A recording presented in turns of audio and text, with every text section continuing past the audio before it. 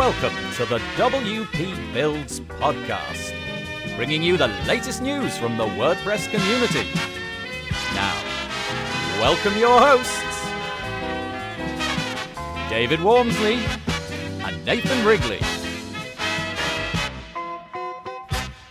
Hello there and welcome once again to the WP Builds podcast. You have reached episode number 326, entitled James Giroux on Workplace Culture, Team Dynamics and Leadership in WordPress Companies. It was published on Thursday the 11th of May 2023. My name's Nathan Wrigley and I'll be joined by James in a few moments to have our chat. But before then, a few bits of housekeeping.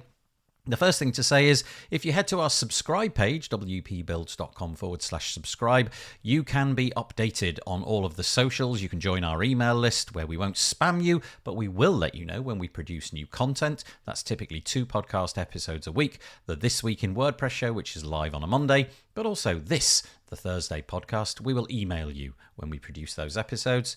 Also, if you go to that page, you can find our other social channels as well. And a request from me, if you're listening to this on a podcast player, that could be maybe Spotify or Apple Podcasts, and you feel like giving us a review, please do. It really does help us find a new audience, so that would be very much appreciated. We did 3 live things this week. We did our This Week in WordPress show on Monday. We also had a UI UX show with Pete Chineri on Tuesday. And then we had our second of 6 in our webinar series with WS Forms founder and developer Mark Westgard. You can find the information about that over on the wpbuilds.com website. There is an archive page, and if you click on the archive link in the main menu on the wpbuilds.com website, go to the demos archive and Mark's stuff belongs there. And if you want to find Peach's stuff, it is on our YouTube channel. The other thing to mention is our deals page. I keep saying it's a bit like Black Friday, but every single day of the week. Searchable, filterable list of products in the WordPress space which you can get significant amounts of money off.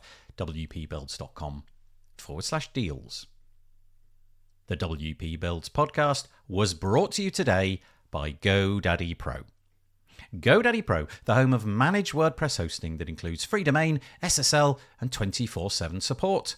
Bundle that with the Hub by GoDaddy Pro to unlock more free benefits to manage multiple sites in one place, invoice clients, and get 30% off new purchases. You can find out more by heading to go.me/WP Builds. Once more, go.me/WP Builds. And we thank GoDaddy Pro for their continuing ongoing support of the WP Builds podcast. Okay, what have we got in store for you today? Well, we have James Giroux, and he is going to be talking about a new endeavor of his. It's called TeamWP, and we get into what TeamWP is. Essentially, he's trying to figure out what a good, in air quotes, workplace in the WordPress ecosystem looks like. What do good companies do? What do good employees expect from their employers? Things like team culture, trying to figure out certifications, and James is on a mission really to figure out how we can openly share the best practice so that all of WordPress will be able to grow and the workplaces that we will be involved with would be nice places to work. He's got a survey which we talk about, and he's hoping to put all of the data together and release that into the world at WordCamp Europe, which is happening fairly soon. Really interesting project, really, really nice guy, and I hope that you enjoy the podcast. I am joined on the podcast today by James Giroux. Hello, James. Hello. Nice to have you with us. James is going to talk to us today about an endeavor that he has started really recently called TeamWP. We'll do all the usual introductions, but it might be a good idea to follow along with this conversation. Just pause this podcast, go to the URL teamwp.co, so teamwp.co, go and have a poke around there and then come back and you'll be fully primed as to what the conversation is going to be about. But if you don't want to do that, keep listening and James is going to tell us a little bit about himself. So first question, James, just give us a little potted history, the sort of elevator history, if you like, of you and your relationship with WordPress, who you've worked for and all of that. Sure, yeah. My WordPress story goes, all the way back to, I think, 2006. is when I first really got stuck into WordPress.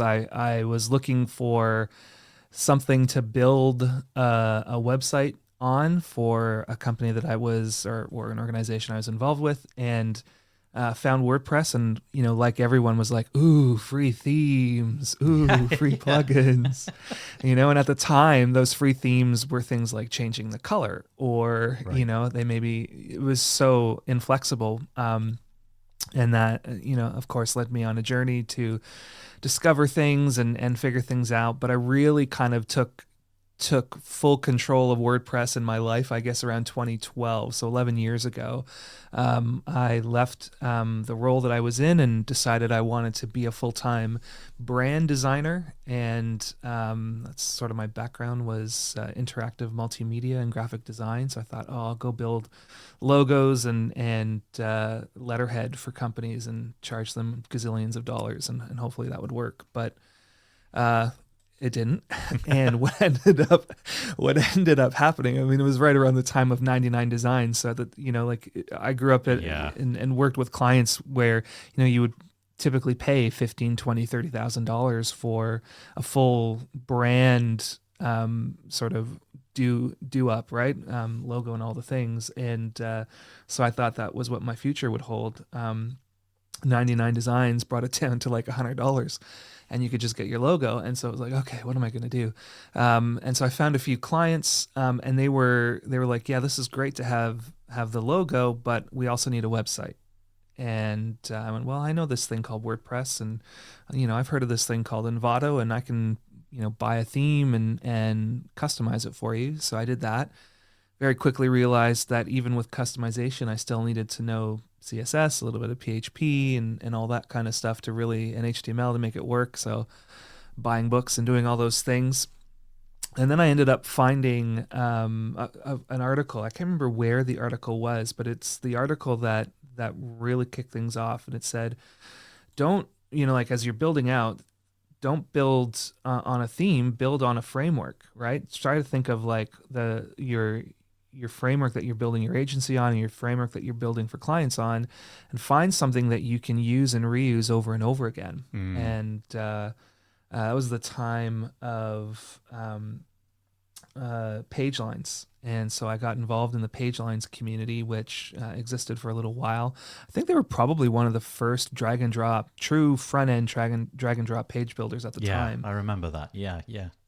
And so I got involved there, and all of a sudden, got involved in the community there, and shortly started developing products for that framework. And that's really what got me into WordPress full time. All of a sudden, I was getting clients internationally.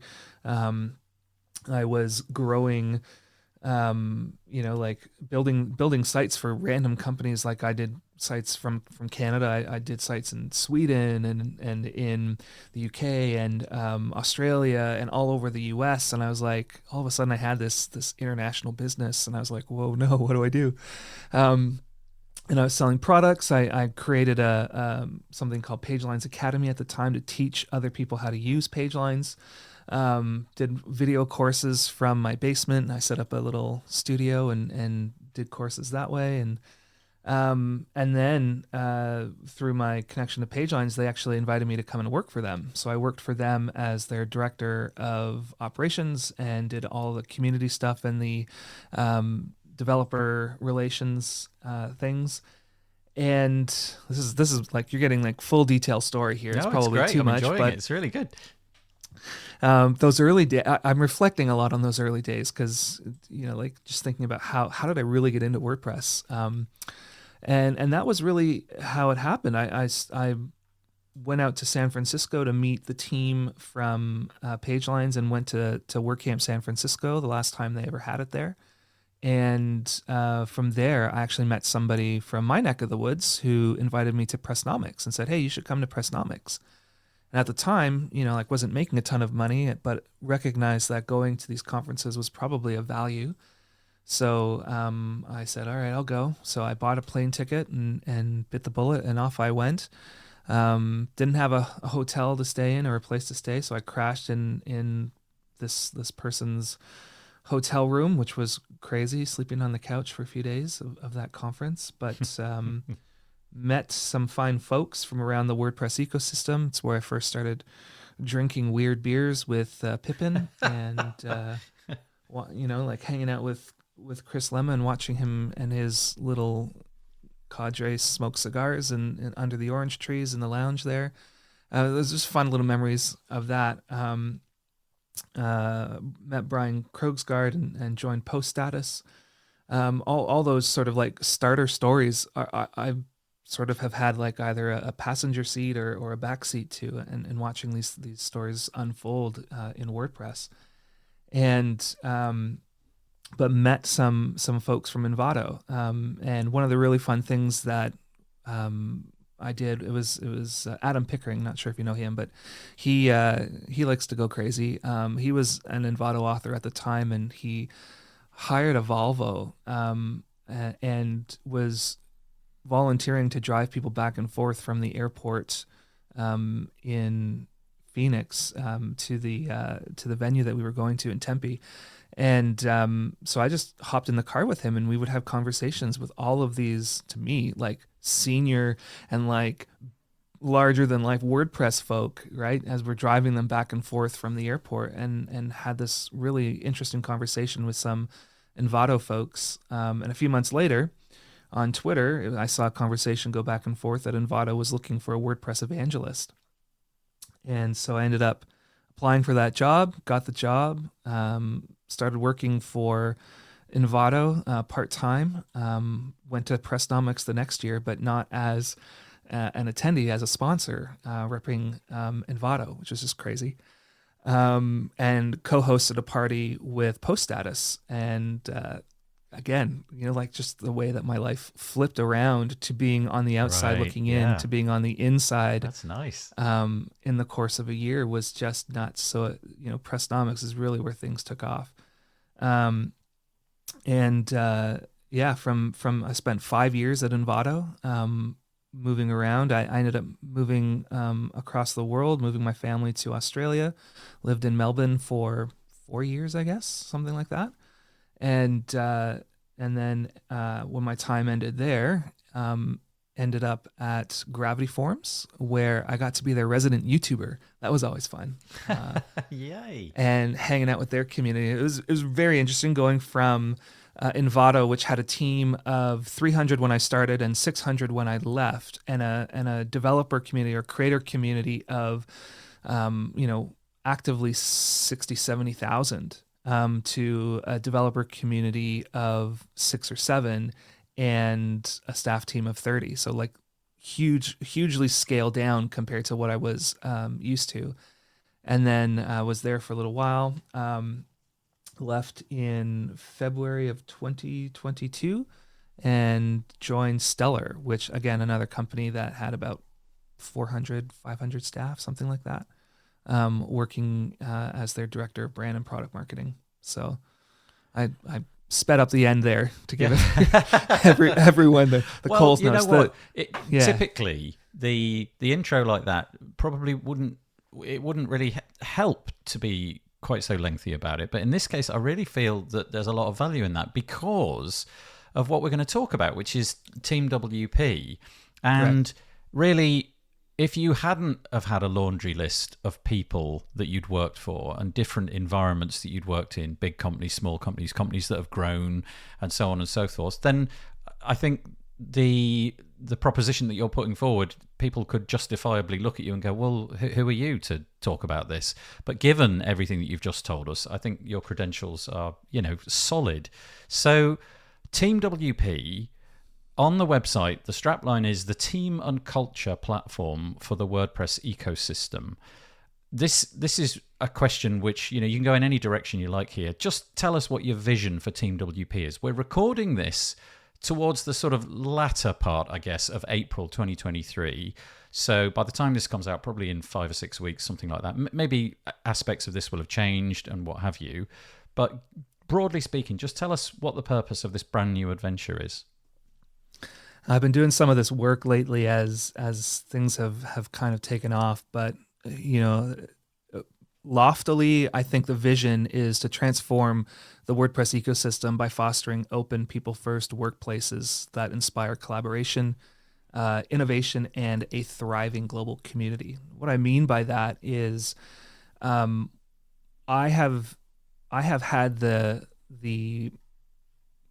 born out of years of experience, I guess, privilege of working in a wide variety of teams and a spectrum of team experiences, positive, negative, neutral. I've seen things that work well in some spaces and things that don't work quite so well in others, and sometimes the same approach having different outcomes depending on the company.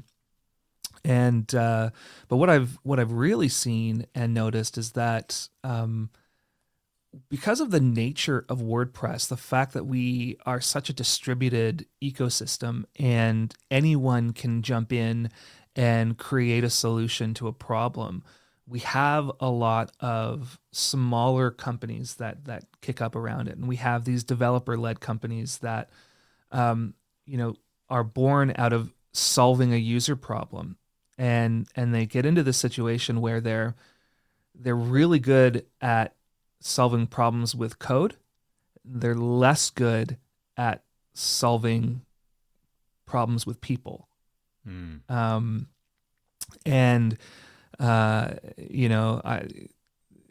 who's done agency life would probably be able to tell you agencies would be amazing if we didn't have to work with clients.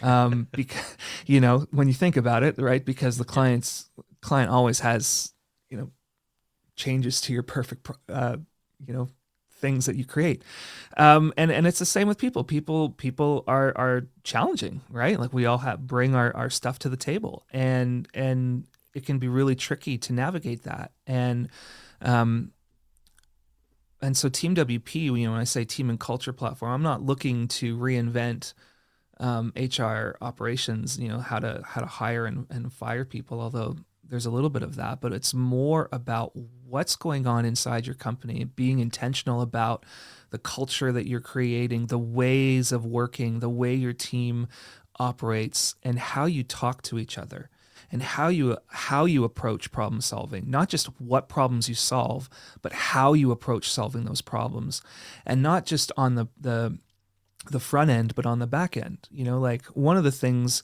that's very interesting to watch is how we do new versions of WordPress. Like we've just at the time of this recording launched WordPress 6.2, I believe, Delphi, and I'm curious to know like what kind of retros are happening, or retrospective conversations are happening. Do the leads get together and say, hey, we did this really well? Or, do the teams that are working on specific features go, hey, you know what? We delivered this. Let's talk about how we delivered it. What did we like about the way that we organized our team meetings? What about the way that we communicated with each other? What about how we identified problems, right? Or risks or opportunities or things like that happen throughout the process?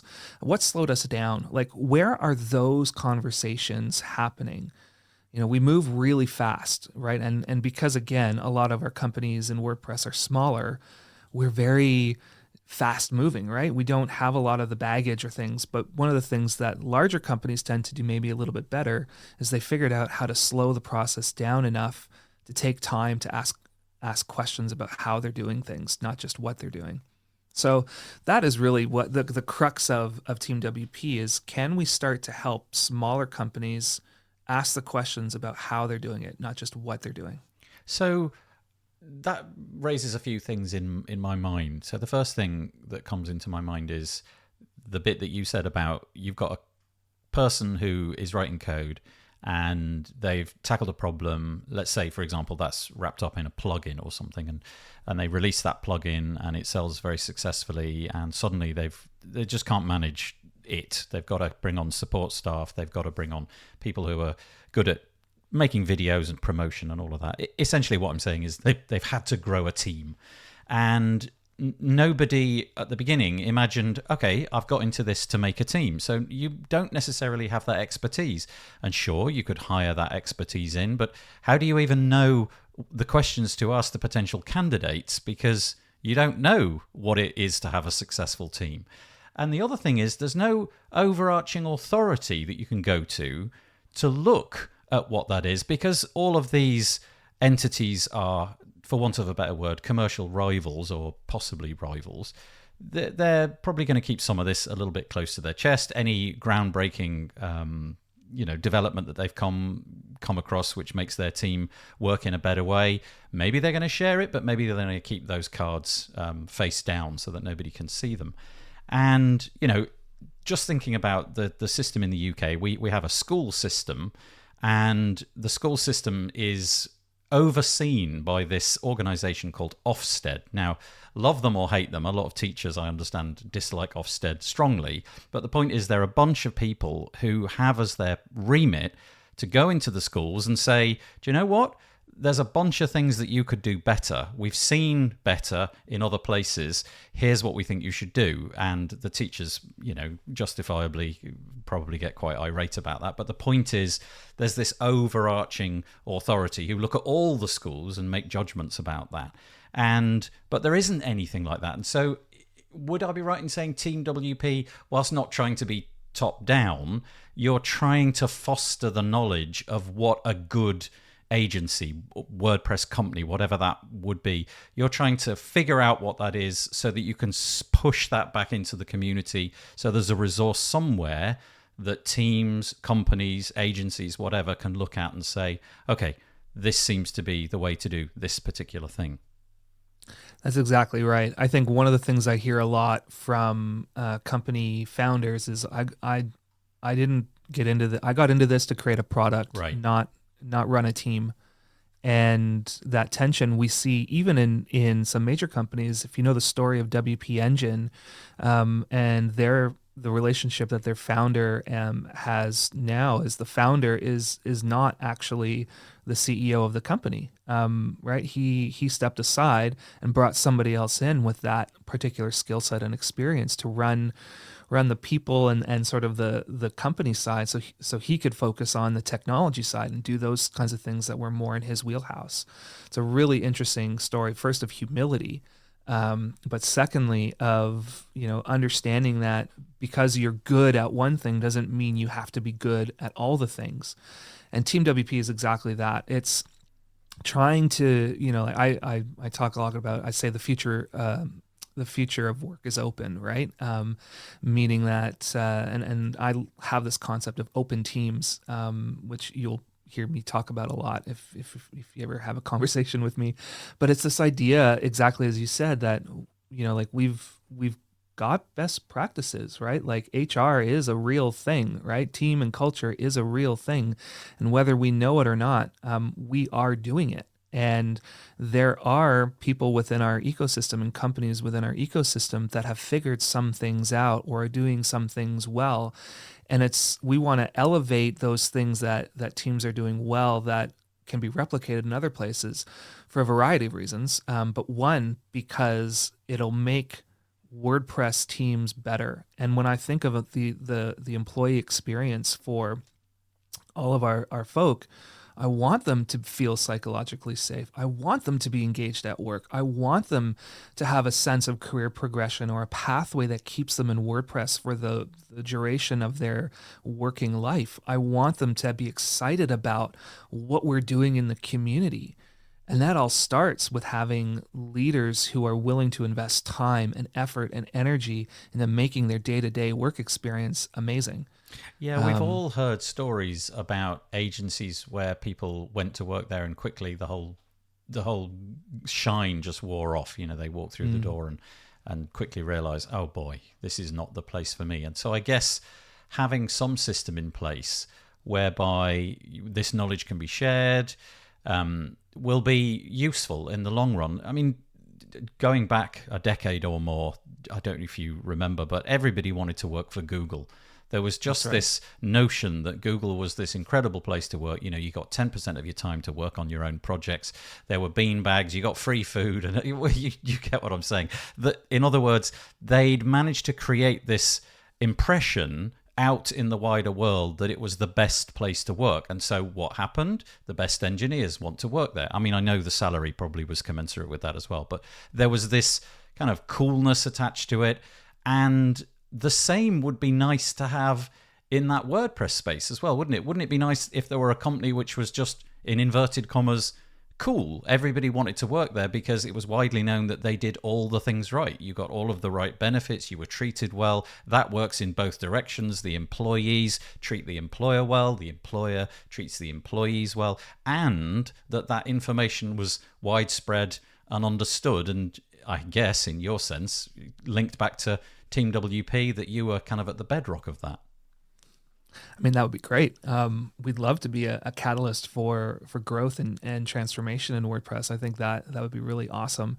The great thing is, and most, hopefully people will know by the time this airs, is we've launched something called the Team Experience Index, which is the first ever employee engagement benchmark survey in the WordPress ecosystem. So what we're doing, when I say benchmark, what I mean is what we're trying to do is invite anybody who works in WordPress, regardless of whether you're in an agency or a product company or hosting company, to tell us about your work experience, and then create a mean, right? An average, right? That other companies can look at and compare and contrast their own internal team scores against, or maybe even just give them the right questions to be asking themselves. This is one of the things that happens a lot just in the world is often we want to do something or we want to make change. We don't even know the right questions to ask to find answers. But if we can help WordPress companies figure out the right questions to ask, even if the answers aren't necessarily positive, it gives them a place to start to make meaningful change. And when teams are doing that inside themselves, right, internally, that will flow out into the WordPress community and the WordPress ecosystem. What you just said about Google, I think, is exactly right. Google gave off this energy, this excitement, and everyone wanted to work there. And then there was Facebook and YouTube and Instagram and like all these tech places, Spotify, became these places where it was like, if you could just have that on your resume even, or your CV, that was meaningful. And we've not had that same kind of draw in WordPress, but imagine if the culture we created in our distributed environments and our distributed teams trickled into the way we talked to each other and talked about the project when we got together as a community, and how it influenced the way we interacted with each other when we were showing up at local meetups or when we were going to WordCamps. I mean, it would be that. And what's even cooler is it would be that in an open way, because we're open source, we're transparent, we have those values of sharing and of not holding so tightly onto the best, that it would just lift, like, what is it, a rising tide lifts all boats. Exactly, a rising tide lifts all boats. And that concept to me is something that I think in the world of team and culture is something that would be really great to see in WordPress. Yeah, you've got to imagine that out there, amongst the thousands of workplaces that you could be in WordPress, hosting, plugin, theme, who knows, there's a myriad.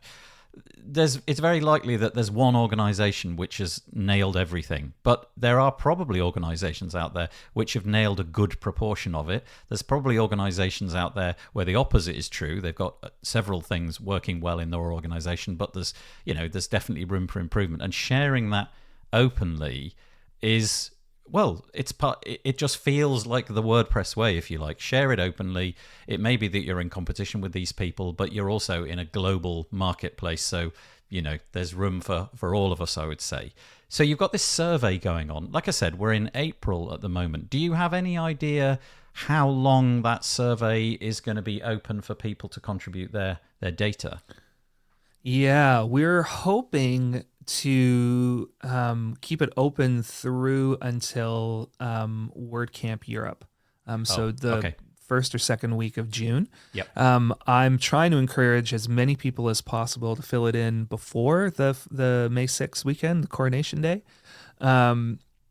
because that'll give me at least enough data to to build the presentation that I need to build for WordCamp Europe, because I will be that's presenting right. the Yeah, results yeah. at WordCamp Europe. Yeah, I'd forgotten So that. Yeah. yeah, it hasn't technically been announced publicly yet, but by the time this airs, it will be public. So Yeah.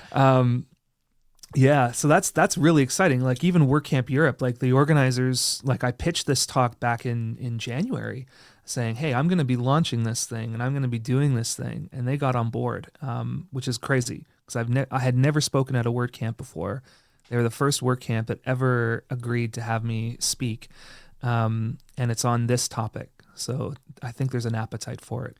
There's a very, very high chance that this podcast will be out before that date. So if that's the case, I'm going to say go and take the survey. You can find it at the website we mentioned, teamwp.co. What kind of data are you gathering here? And I guess some people are going to have concerns about, although things are anonymized, it may be that, if you ask certain questions, it would be possible for you, at least anyway, to figure out who the person responding is, because let's say, for example, there's only one director of marketing at such and such a company. Well, if you reveal that you're the director of marketing and you're at such and such a company, then we can pretty much figure out who you are. So, and it may be that you've got fears about anonymity here. You don't really necessarily, right at this point, want to release all of your the things that the goose that lays the golden eggs within your organization. So are you keeping this anonymized? Are you going to be putting names to data, or just broad brushstrokes? So the way we're going to do it is we will not release any individual response. So if you fill in the survey, that will get aggregated into the total. So how that will work is, yes, I see every entry, obviously, and I sort of know some things, but we don't collect a lot of information, personal information either. We ask you to optionally tell us the company that you work for, because that gives us the ability to create maybe a company profile. But you don't have to. We ask you the sort of industry that you're in as far as WordPress goes, whether it's hosting or products or agency life. And we ask you what role you're in. So if you're an individual contributor, if you're a team leader, or if you are a senior leader, and that just helps to move you to some specific questions. So we have a collection of questions that are not designed for senior leaders to fill in. So we get you to, if you're a senior leader, you get to skip over that section. And then at the end, we ask for some demographic data just to help us with being able to represent the data well. So we ask you about your gender, we ask you about your country, and we ask you if you would self-identify as a member of a historically underrepresented group. That's the only information we ask about. Could somebody theoretically combine all of that to figure out who someone is? Yes. Is it something that anyone will have access to all that information to be able to do on an individualized basis? Absolutely not. Yeah. Okay, so given that a few of those things are, well, you've described broadly the things that you want to know, get into the specifics. So I noticed that when we click take the survey, we're taken to a different URL. We're taken to teamexperienceindex.com. I guess that's one of your properties as well, is it? Or is that? Yes. Yeah, okay. Yeah. And we're looking at a form. Just tell us, go into a little bit more detail about the kind of questions that you're asking. Obviously, you could tell us about every single question, but just to give us a flavor of the kind of things that you're really drilling into. Absolutely, yeah. So we're really looking at 7 or 8 different categories of questions. So we ask you to tell us a little bit about the experience of your company. So what's your company outlook? So you as an employee, how do you feel about your products? How do you feel about the direction that your company is going? We use what are called Likert statements. So that means we give you a statement and we ask you to tell us how much you agree with that statement. So whether you strongly disagree, are neutral, agree, or strongly agree with the statement. So it might be a statement like, I think our company is positioned well to succeed in the next 5 years, or something like that, I think is one of the questions. And you can decide whether you agree with that. And that helps us understand your confidence level in your company's the vision that your company has presented to you. So if you are a senior leader and you're looking at that and you see that people in your organization have maybe disagreed with that statement, right? It creates an action plan that I can go to you or somebody can present to you and say, hey, like your folks don't agree that, you're positioned well for the next 5 years. So there's a couple of things that you could possibly do. Number one, communicate a vision. Ask the question, have you communicated a vision to them? Do they know what's going on? Are you regularly keeping them up to date on how the company's doing financially, right? Maybe an all hands every once in a while is going to help give your team that confidence that they need to feel like you've got a plan for the future that they can get onto. It also helps when you add it into another question like, I see myself working here in the next 2 years, right? Those two questions together give, not just at an individual company level, but within WordPress, gives us a sense of how people feel. So that's where the community insight, I think, becomes really valuable too. So we talk about company outlook, we talk about company leadership, we talk about your team leader. So depending on the size of your team, that might be the same person. We ask about teamwork, your individual experience. We ask about career progression and career development, and what reward and recognition looks like. And interspersed throughout all of that, we also ask some questions about diversity, equity, and inclusion to get a sense of how people feel about, without asking directly, there's some indirect ways we can identify opportunities for improvement in that space as well. Yeah, there's probably, I'm just plucking a number out of thin air, there's probably about 60 questions, but the way the questions are, maybe that's too many, but there's significantly less than that, probably, thinking about it. But the point is, you can probably get this filled out within the next 5 minutes. It's not going to take you long because of the way the questions are laid out. Okay, given that you're going to consume all this data, you're then going to package it up, and we can all watch that on WordPress TV, what you make of it. You haven't been able to draw any conclusions so far. But I'm curious as to what you want to do, sort of like what the roadmap is, if you like, for TeamWP in the future. So you've got all this data, you've done your presentation, you've drawn some conclusions. Where do you go now, James, with that? What's on the next 6 months, year plan for TeamWP? I have a lot of fun things that I want to do. One of the things that I want to do is continue, like what'll be really neat is to actually be able to create content and action plans coming out of the data that we get. So if we identify things through the data that are opportunities for improvement within WordPress, we can begin to craft specific training materials or roadmaps for that we can give away for free. If you go to TeamWP right now, like I've got a guide on high performing teams, just as one example, and there's another one for virtual workshops. So like just little resources or tools that people can download to help them, even if they already know some things, maybe there's an opportunity here to improve that experience or take into consideration some things that they might not have considered before. So I want to do more of that. But I think figuring out how to make TeamWP sustainable is a big deal. We could go the route of looking for sponsors and things like that, but I think if it can become commercially successful, that would be really cool. Obviously, consulting is an angle that we could take, and what's really cool, the way that I look at it, is the Team Experience Index will give a very broad view of the ecosystem.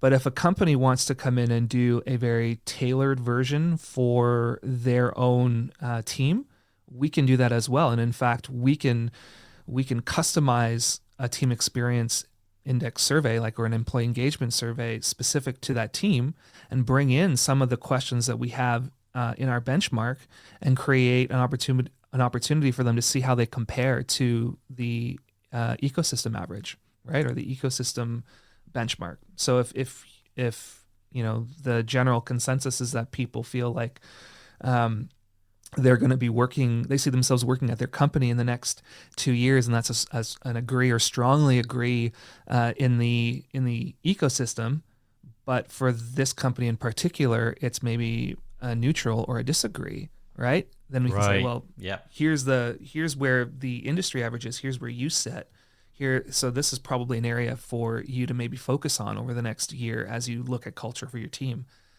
So that's something we can do. I'd love to do that for a fee. But also I want to look at creating awards out of this. The more we get to know about companies in WordPress, the more we can recognize who's doing well.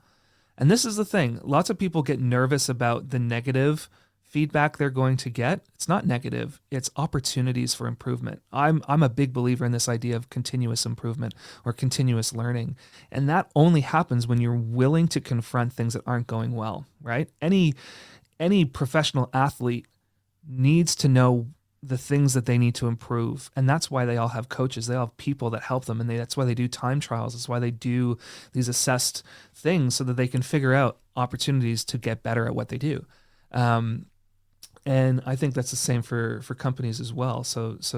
But being able to recognize those that are doing well, I think would be really cool. So I'd love to give away awards. My dream is to have the survey open during WordCamp Asia, the results to be announced during WordCamp Europe, and the awards to be given out during WordCamp US, and make that an annual cycle. Aim high. Because there's different conversations that happen at each stage, and there's a nice cadence there for that. But then also create opportunity for certification, right? Wouldn't it be really cool if companies could take an assessment or be part of an assessment process that identifies them as a culture, as an open team, what I would call an open team, right? Where they're invested in culture, they're invested in their people, in a way that's actually monitored by a third party, right? And assessed by a third party. So if you're familiar with B Corp certification, there's environmental and social responsibility, things that make you a B Corp, but you can't just pay a fee and get that. You have to go through an assessment that is evaluated and scored. And I'd love to see something like that happen for companies, because that's how we're going to compete in the world of work and get better talent, get better, the young people that are choosing Google for culture or choosing Spotify for culture, they're going there when they could be coming into WordPress. And if we're competitive on the culture side and the pay side as well, I think we need to reflect on that. But if all things are even and the difference is whether one team is focused on culture and employee experience and another is not, people are going to choose the one that's focused on employee experience and culture. I do like the idea of the certification, just the notion that somebody could be out in the marketplace for a new job and, they've got a specific set of skills and they draw up a short list of 4 or 5 companies and they notice that a couple of them have got the accreditation that you're mentioning. Could definitely be a signal, couldn't it, as to which places you're going to put more effort into applying for. If you've seen that there is this certified, trusted organization, in this case TeamWP, that's gone in, checked things out, made sure that things are as they are, and obviously that would then need to be re-engaged with, I don't know, every year, every couple of years or something like that, to make sure that the culture and the company hadn't changed too much. But I think that's really interesting. You mentioned they're working for Google and what have you. And in a conversation that we had prior to clicking record, we talked very briefly about the demographic, particularly the age demographic of the WordPress ecosystem. And well, let's just put it this way. You expressed concern that potentially the demographic is getting older because the young people are not coming into WordPress. And I wonder if this plays into any of the things that you're going to be dealing with. Firstly, have I represented what you said correctly? Does it seem like WordPress is getting older? And do you hope to tackle that with TeamWP, encouraging more young people to come into WordPress instead of, I don't know, Facebook, Meta, Google, TikTok, whatever it may be? Absolutely. I mean, it's, I just think about the world that I grew up in 20 years ago when I was 20, I'm 40 this year. So 20 years ago, I was 20, right? WordPress is now 20. So in those 20 years, I have built friendships. I've worked for companies. I've been able to build a family, right, and build a future. And yet when I look at the ecosystem, I don't see people coming in behind me the same way, right? We're not. It's like anything. You get comfortable with the people that you know. You get comfortable with the community that you have, and that circle closes. And we've got to figure out how to open that circle back up and keep it open so that there's always space for somebody else to come in. And part of how we do that is making sure that we've got pathways for young people to come into the ecosystem. And we can do it in their teen years, and we can expose them to the product. But I'm not talking necessarily about exposing them to the product. I'm talking about exposing them to the culture, exposing them to the community, because people go to where they feel connected. And that is one of the bits of secret sauce that has made WordPress so capable of lasting, is the community that exists here, right? You come in maybe through the product, but you stay because of the community that develops around you and that has developed around WordPress. And we've got to figure out how to do that for the next generation that's coming in. I don't have all the answers to that, but I definitely think that excitement, that energy, that enthusiasm, that joie de vivre that we had when we were 20, maybe we're getting a little bit older and tired, and we need to find those new voices or those new ways to communicate what it means to be WordPress to younger people. Yeah, thank you. It's been a really interesting conversation. Like I said at the top of the show, teamwp.co is the URL. If anything that James has said has resonated with you, James, what's the best place to contact you? There is a contact form on the website I can see, but are you online? Do you do social? I am very active on Twitter, and my DMs are open, so you can slide right in if you'd like. It sounds so weird to say. Yes, you can. I mean, it's just at James Giroux. Pretty much everywhere online is that, but Twitter is the primary place I'm being social and active. I blog, jamesgiroux.ca is another spot you can catch me. But for anything related to TeamWP, just go to teamwp.co. Hang out.